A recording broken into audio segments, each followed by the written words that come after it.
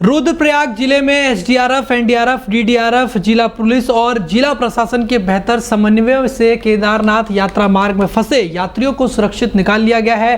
केदारनाथ यात्रा मार्ग पर भीमबली, रामबड़ा, लिंचोली में फंसे करीब 425 यात्रियों को एयरलिफ्ट किया गया है। इसके अलावा पैदल यात्रा मार्ग में सोनप्रयाग और भीमबली के बीच फंसे 1100 यात्रियों को वैकल्पिक मार्ग बनाकर सुरक्षित स्थान पर पहुंचाया गया है। आपको बता दें कि मुख्यमंत्री पुष्कर सिंह धामी ने पूरे हालात का जो है जायजा लिया है और यहां पर निरीक्षण भी किया है। मुख्यमंत्री पुष्कर सिंह धामी ने रात से ही सक्रिय हो गए और रात्रि में ही राज्य आपदा परिचालन केंद्र पहुंचकर राज्य भर में अतिवृष्टि से हुए नुकसान की जानकारी ली। उन्होंने अधिकारियों को अलर्ट मोड में रहने के निर्देश दिए। आज बृहस्पतिवार को मुख्यमंत्री पुष्कर सिंह धामी पूरे दिन आपदा प्रभावित इलाकों में उनका बीता। उन्होंने टिहरी और रुद्रप्रयाग जिले के आपदाग्रस्त इलाकों का हवाई सर्वेक्षण करने के साथ ही आपदा प्रभावित इलाकों का भी दौरा किया। साथ ही राहत और बचाव शिविरों में कई जगहों पर वो गए जहां पर लोगों से भी उन्होंने मुलाकात करी, उनका कुशल क्षेम जाना। वहीं मुख्यमंत्री धामी मोर्चे पर डटे तो उनकी पूरी टीम भी पूरी ताकत के साथ बचाव और राहत कार्यों में जुट गई है। रुद्रप्रयाग जिले में जिलाधिकारी और पुलिस अधीक्षक ने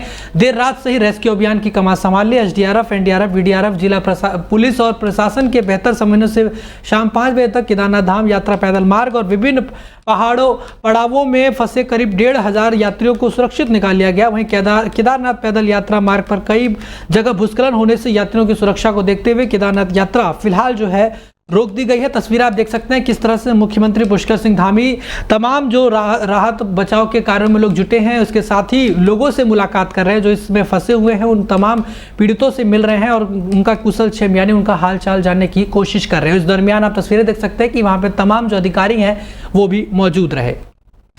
मुख्यमंत्री पुष्कर सिंह धामी ने राज्य के विभिन्न क्षेत्रों में हो रही बारिश के संबंध में आज देर रात्रि सचिव आपदा प्रबंधन से फोन पर वार्ता कर अतिवृष्टि से प्रभावित क्षेत्रों और राहत बचाव कार्यों की जानकारी प्राप्त की है। बता दें कि मुख्यमंत्री के पूर्व में दिए गए निर्देशों के अनुरूप जिला प्रशासन, एनडीआरएफ और एसडीआरएफ की टीमों को अलर्ट पर रखा गया है। श्री केदारनाथ धाम की यात्रा कर रहे श्रद्धालुओं को सुरक्षित स्थान पर पहुंचा दिया गया है। वही आपदा की दृष्टि से राज्य में जो संवेदनशील क्षेत्र है उनकी मॉनिटरिंग सीएम स्वयं भी कर रहे हैं और अधिकारियों के साथ लगातार संपर्क में है।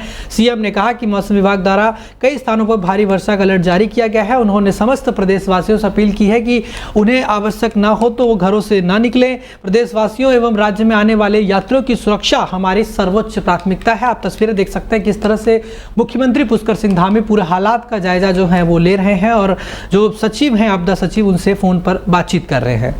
वहीं मसूरी में बुधवार की देर शाम को मसूरी देहरादून मार्ग कोलू खेत के ऊपर भारी भूस्खलन हो गया, जिस सड़क पर बड़े बड़े बोल्डर और मलबा आ गया, जिससे सड़क पूरी तरह से बंद हो गया। वहीं सड़क बंद होने से सड़क के दोनों ओर वाहनों का लंबा जाम लग गया, जिससे लोगों को भारी परेशानियों का सामना करना पड़ा।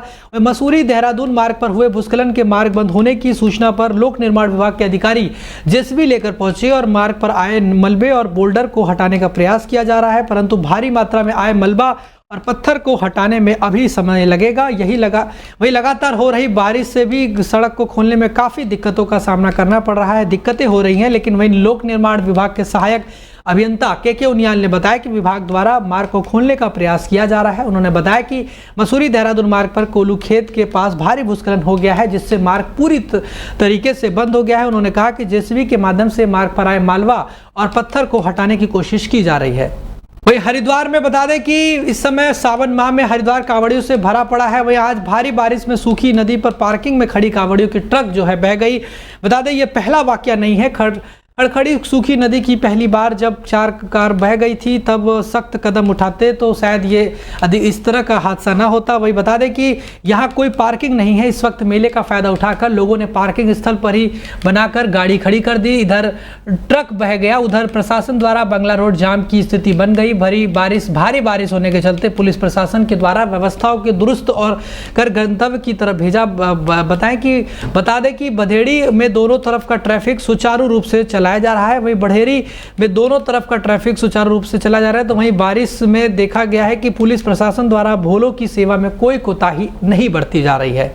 वहीं रुड़की में शाम से हो रही लगातार बारिश के कारण जहां जनजीवन अस्त व्यस्त हो गया है, वहीं हरिद्वार स्थित थाना बहरा बाद क्षेत्र में भोरी डेरा में एक मकान की छत गिरने से 2 बच्चों की मौत और 9 लोग गंभीर रूप से घायल हो गए हैं, जिनका स्थानीय अस्पताल में इलाज चल रहा है। घायलों का हालचाल जानने के लिए हरिद्वार के जिला अधिकारी और एसएसपी मौके पर पहुंचे।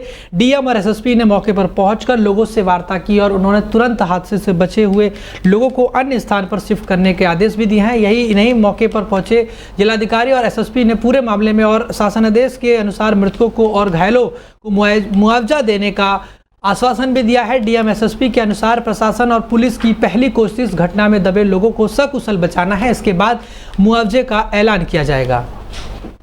टीम हमारे एसडीएम वगैरह अभी गांव में ही मौजूद है और जो लोग जिनके घर का नुकसान हुआ है उनके रहने की व्यवस्था उन्होंने की है और खाने पीने की व्यवस्था जो राशन अभी फिलहाल हम दे सकते थे तत्काल राहत हम लोगों ने वहाँ पे पहुँचाई है और वहाँ पे विधायक जी जो फिलहाल कलेर के वो भी वहाँ पे मौजूद हैं और ये सूचना है टोटल 11 में से लगभग और लोग तो उनको मामूली से चोट आई है इन तीन लोग के अलावा। ठीक सर। नौरा में चिकित्सालय में भेजा गया, बाकी जो है मैक्सवेल में बाकी 3 लोग और अन्य हैं, बाकी कुछ करोड़ की भेजा गया है। सभी जगह पे हमारे पुलिस टीमों द्वारा भी देखा गया। हमारी जो फायर की टीम है वो उसने जाके वहाँ पर जो रेस्क्यू ऑपरेशन भी किया और अभी सभी लोगों को वहाँ से निकाल लिया गया है और इसके जो कारण हैं उसका भी पता लगाया जा रहा है। वहीं रामनगर नैनीताल जिले के साथ साथ कई पहाड़ी और मैदानी क्षेत्रों में मौसम विभाग ने अलर्ट जारी किया है। बुधवार की शाम हुई पहाड़ों पर बारिश के बाद कोसी नदी का जलस्तर बढ़ गया है।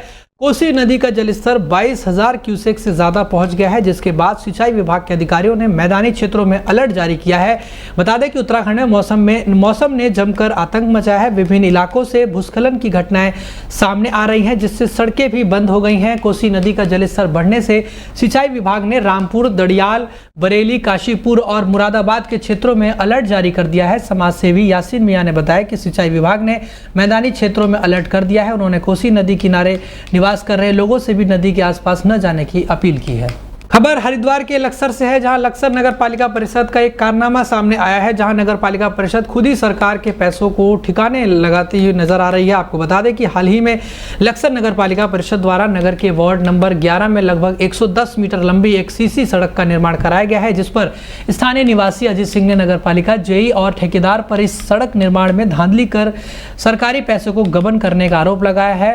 वही अजीत सिंह का कहना है कि सड़क निर्माण में दोनों ओर इस नालियों का निर्माण होना था, जो नहीं कराया गया। यहाँ तक कि उसके द्वारा खुद के अपने घर के आंगन में बनाई गई सड़क की भी नगर पालिका के जेई ने इसी सड़क के निर्माण में पैमाइश करके माप ली और एमबी कर दी। उन्होंने आरोप लगाया कि यह नगर पालिका के लोग दूसरों की सड़क नाप कर पैसा बनाने में लगे हुए हैं। वहीं आपको बताएं कि इस सड़क निर्माण को लेकर हमने लक्सर नगर पालिका परिषद के अधिशासी अधिकारी कुलदीप चौहान से बात की, तो वह हिचकिचाते अलग ही जवाब देते हुए नजर आए। उन्होंने कहा कि यह सड़क नगर पालिका द्वारा बोर्ड प्रस्तावित करके बनाई गई है, जिसमें बोर्ड द्वारा प्रस्तावित पारित कर दिया जाता है और नगर पालिका द्वारा उस पर काम करा दिए जाते हैं। वह जगह नगर पालिका या सरकार की ही हो जाती है। यह आरोप गलत है कि सड़क किसी और की है तो जमीन में बनाई है। वहीं हमने अधूरी सड़क निर्माण पर सड़क का पूरा पेमेंट करने और सड़क के दोनों ओर नालियां ना बनाए जाने को लेकर अधिकारी साहब से सवाल किया, तो उसमें भी अधिकारी साहब गोलमोल जवाब देते हुए नजर आए। उन्होंने कहा कि शायद इसका इंस्ट्रूमेंट में प्रावधान नहीं था, यहाँ पर आगे नाली की निकासी नहीं थी, जिस कारण दोनों ओर नालियां नहीं बनाई गई, एक साइड बनाई गई है। जितना काम हुआ है उसी के हिसाब से पेमेंट हुआ है। आपको बता दें कि शिकायतकर्ता अजीत द्वारा नगर पालिका को शपथ पत्र भी जारी दिया गया है, जिसकी तस्वीरें स्क्रीन पर आप देख सकते हैं, जिसमें आप साफ देख सकते हैं कि शिकायतकर्ता अजीत सिंह द्वारा साफ लिखा गया है कि ऐसे ठेकेदार के खिलाफ सख्त कार्रवाई होनी चाहिए, जिन्होंने उनके द्वारा बनाई सड़क का जेई के साथ मिली भगत करके पेमेंट करा लिया, जिससे आप साफ अंदाजा लगा सकते हैं कि लक्सर में नगर पालिका परिषद द्वारा कैसे कार्य किए जा रहे होंगे, जिसका संज्ञान लेना उच्च अधिकारियों को बहुत जरूरी है। इस सड़क में दोनों तरफ नाली होनी चाहिए, तो नाली तो बिल्कुल नहीं है। दोनों तरफ बताओ, जो बराबर के प्लाट वाले हैं उनका पानी कहाँ जाएगा। और दूसरी बात, जैसा कि आप देख रहे हो, ये गेट लग रहा है, मेन गेट पर खड़े हैं आप, विजुअल में उसका गेट को भी दिखाना। इन्होंने हमारी सड़क भी इसमें नाप दी है, नगर पालिका के जी ने एमबी कर दी है। अगर उन्हें दोबारा बोल रहे कि हमारे सामने से सड़क की नपती करके से पूरी करके दिखाओ, तो मैं सड़क की नपती करने के लिए तैयार हूँ। ये एस्टिमेट में शायद इसका प्रावधान नहीं था। यहाँ पे जो है निकासी नहीं थी आगे नाली की, जिस कारण जो है नाली दोनों साइड नहीं बनाई गई, एक साइड बना रखी है, ये है इसमें। नहीं तो सर पेमेंट तो पूरा हो चुका है नहीं, ना। पेमेंट ये कहना है उतना पेमेंट कम है, एक नाली का है, जितना काम है उसी के अनुसार जो है पेमेंट हो रखा है।